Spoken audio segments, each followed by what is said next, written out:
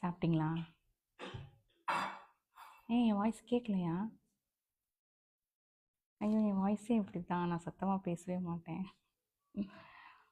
எங்கள் அம்மா எப்படி இருக்காங்க? ஆமாம், எங்கள் அத்தை எனக்கு அம்மா மாதிரி தானே. எங்கள் அம்மா பார்த்துக்கிற மாதிரி பார்த்துப்பேன். ஐயோ! நான் ரொம்ப சிக்கனங்க. ஆமாம், 1000 எங்கள் வீட்டில் ட்ரெஸ் எடுத்துகிட்டு வந்தாவே நான் திட்டுவேன். ஆமாம், ஒரு ட்ரெஸ் 1000 எடுத்துகிட்டு வந்து அப்போ 2 ட்ரெஸ் 500 எடுத்துகிட்டு வந்து 2 ட்ரெஸ் ஆயிரும்ல.